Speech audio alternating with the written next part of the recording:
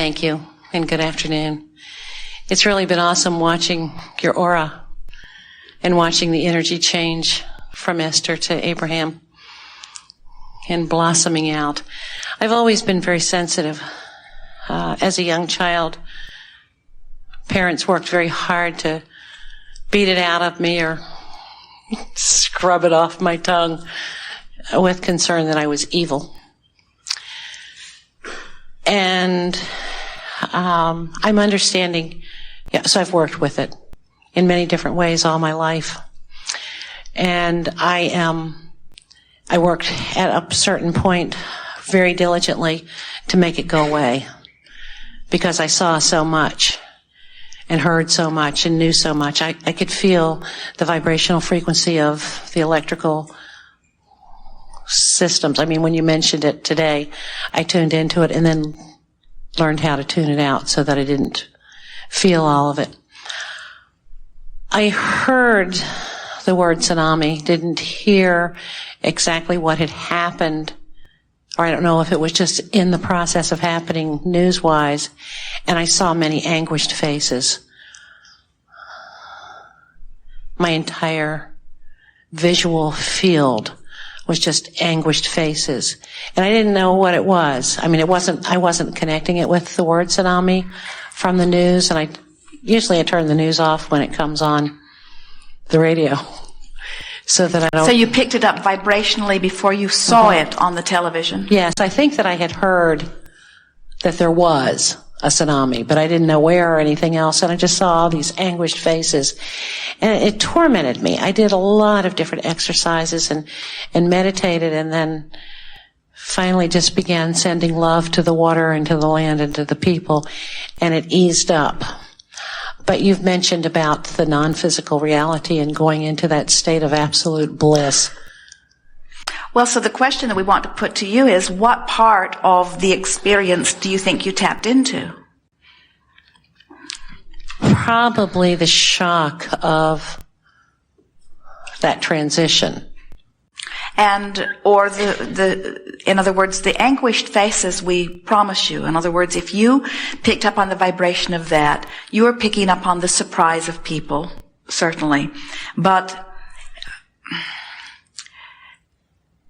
when you are sensitive to energy, it's like saying, well, I learned to read, so now I can read books, and then not being discriminating about what books you read. It's like saying, well, I learned how to turn on the television, and so now I just watch everything that comes on. And we say, but you are much more discriminating. And so when you are sensitive to energy, you must be discriminating about what energies you're wanting to tap into. In 1985, I finally learned how to do a lot of that. And so it's been a lot easier, and I ask that I only be shown that which was for my highest and greatest good and the highest and greatest good of all around me and concerned. I'm a nurse, or spent many years nursing, and I would go into the hospital. It was just like anybody that I saw, I knew I felt the pain. Because you were empathizing. And then I learned how to say, does this belong to me? And well, it's the same sort of thing, but when you are an energy translator and something that big happens globally, it is not unlikely that you will pick up on it. In other words, when there are powerful, focused thought, Esther rode on an airplane not too long before 9/11 happened, where in her mind's eye she saw a plane hit a building. And she sort of just shook it out of her head because it was not something that she wanted to see. But later she realized there may very well have been someone on the airplane with her who was doing that sort of visualization, and she picked up on the visualization. And the reason that she had access to those kinds of thoughts is only because when you are flying around tall buildings, there is in Esther's case, there is a sort of residual remnant of worry about flying. Otherwise, she could not have picked up on it. One day, she got a call from her office saying that the sheriff was looking for her. And she teased and said she knew he'd find her sooner or later. And she said, what does he want?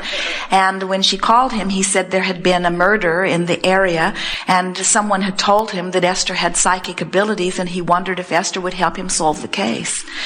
And Esther said, it really isn't the kind of work I do.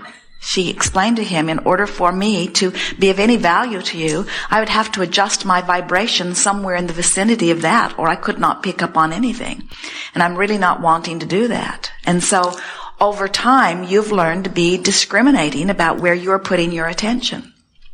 Don't feel uncomfortable. As we said earlier, when something big happens, those thoughts are out there. Not only it is more likely that you were picking up on the vibration of the millions around the world who were now watching the television and hearing about it than you were upon those who were actually having the experience. I thought of that as a possibility, and what I saw were just faces of every nationality with a look of anguish, or I interpreted it as anguish, and then later I heard what had occurred. Well, it is really symptomatic, isn't it, of the way people feel about death. In other words, this has been a shocking experience for much of your world, and much of your world has been watching it for weeks now. And as more and more reports come in, and more videos, and more information, more and more people are tapping into it and using it as their current reason to not feel good. And so there's a strong energy around that. But all of you have options about which of the energies you pick up on. It's an interesting thing. As Jerry and Esther were traveling shortly after 9/11, there were still no airplanes in the air. And they were aware of that fact, and yet as they looked around their world, it looked perfectly normal. And it was an interesting thing to try to feel the normalcy of their world at the same time that they had awareness that something rather dramatic had just happened. And when they talked to us about it, we said, the energy of your planet feels no different today on 9/12 than it did on 9/9 or 9/10 or 9/11. In other words, you are a very big environment. There is a huge energy stream, and the energy stream of well-being is by far the dominant stream, and it's only by selective sifting that you ever pick up on anything that is less than that. And if we were standing in your physical shoes, we would not do that. But one of the things that we've noticed that happens very often to people who have these talents or abilities to read energy is one of the first things that almost all of you do is acknowledge that you have the ability, and then you set out to sort of save people or fix things or watch out for things. And it really is not a very good use of your talent. Mm-hmm. In other words, it's not so different than being a reporter that just goes around the world and looks for bad news to report. What about when people come to you for help? Entirely different thing. Okay. Because yes, now they're asking for you to help them achieve the vibrational alignment that you have found. Okay. Whole different thing. I think that I've learned that one. And you're good at it. Well. Yes. Second question, and I've gotten a great deal of insight today. Was it an automobile accident in 96? And there's been a lot of structural damage to my spine. Which is part of the reason that there was some vibrational alignment between you and tragedies that were occurring also. In other words, there's still that active vibration within you, isn't there? Yes. And so I have hit despair. I don't stay there. I have a great deal of hope. I've pretty much stopped listening to the medical profession because they don't give any hope. Well, what is your condition? In other words, how does it play out for you? A great deal of physical pain. Constant? Now, you hesitated as you offered that. In other words, sometimes it's more than others? Yes. So it really isn't constant. It's constant, but sometimes it's just much more intense. So,